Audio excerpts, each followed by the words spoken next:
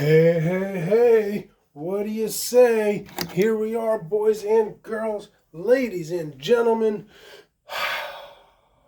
We're back, baby. Not that any of us ever really went anywhere, and I just kind of stared at these four walls, and I'm sure you guys did the same thing. Hopefully, you got a little fresh air in you, because it was a little bit nicer last week, but for the most part, different day. Same old, same old. And one of the things that is the same old is we're going to have a little algebra fun, boys and girls. So last week, we talked about multiplying our radicals together. Today, next step, you guessed it, divide those radicals. But before we divide radicals, let's take a walk down memory lane, see if you remember how to multiply them, especially some of these special case fancy ones. Square root of 3 times the square root of 3. We multiply the number on the inside. 3 times 3 is 9. Square root of 9. That's one of those perfect squares. The square root of 9 is 3. Did you see it? Did you notice it? Let's do it again. Square root of 8 times the square root of 8. 8 times 8, that's right, 64. Square root of 64, that's also one of those perfect squares. Should be on your sheet. Look on the back of the one I posted, I don't know, week 1 of this monstrosity. Square root of 64, if you don't know it off the top of your head, is 8. Did you see it? Did you notice? Hope you're catching on, because catching on is going to come in real handy real fast. Square root of 10 times the square root of 10. 10 times 10 is 100. Square root of 100 is, you guessed it, 10. And if you didn't notice it by now, I'm going to tell you straight up. When these two numbers in the radicals are the same, that's what your answer is going to come out to be. Every time. Every time. So that brings us to our division problems. Now I say division, it's 5 divided by the square root of 3.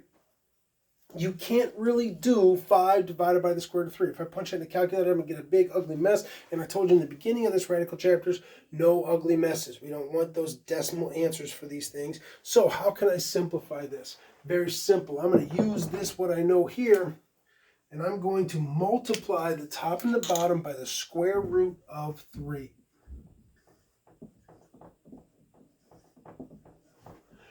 That's what we're going to do here. Okay? So now I take 5 root 3. We talked about this again last week. Whole number outside the radical, square root of 3 inside the radical, they don't mix together. So that is simply 5 root 3. Square root of 3 times the square root of 3. Now we could walk through this, square root of 3 times square root of 3, but I know it's going to come out to be a 3. So I have this right there. And that's the answer. Hard part about this is knowing when you can simplify and when you can't. Again, like I said earlier, things inside radicals, things outside radicals, they can't intermix. They can't go together. 5 and the 3, do they simplify? No. So you're done here. That's it. That's all there is to it. All right. Moving on to number 5. Again, 6 over the square root of 3. Multiply the top and the bottom by the square root of 3. So I got 6 root 3 on top. Root 3 times root 3 is 3. Just like that. Now, can I simplify something that's on the top and the bottom? I got a 6, I got a 3. I can simplify those because they're both whole numbers. Couldn't do it here because one's in a radical. But I can do it here. 6 and a 3. Divide by 3 on both of those. Divide by 3, I get 2. Divide by 3, I get 1.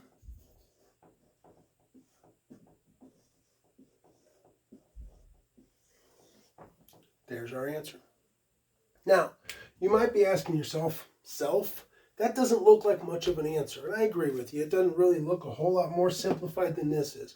But for reasons that you'll understand, I don't know, probably algebra 2-ish, you can't leave radicals in the denominator, okay? We don't leave radicals in the denominator. So when we see a problem that looks like this, we need to rewrite it so there are no radicals in the denominator. That's just a math rule thing. Actually dates back to before we had calculators. Long story, but that's how we rewrite and solve these problems. So here we go.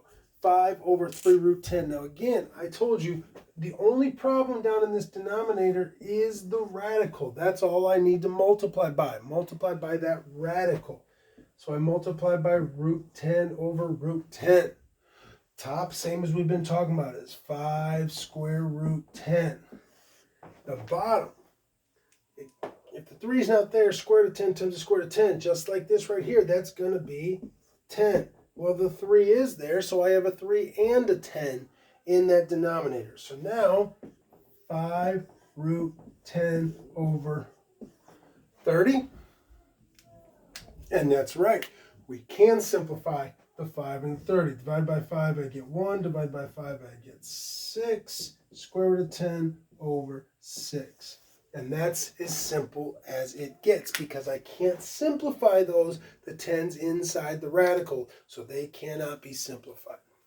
So there you go. Quick little refresher on some multiplying radicals and then dividing. And we're going to be talking about dividing all week. We're going to be on this topic, okay? So if it doesn't quite pick it up yet, we'll be throwing more and more at you as we get going. Hopefully you'll pick it up by the end. But that's it.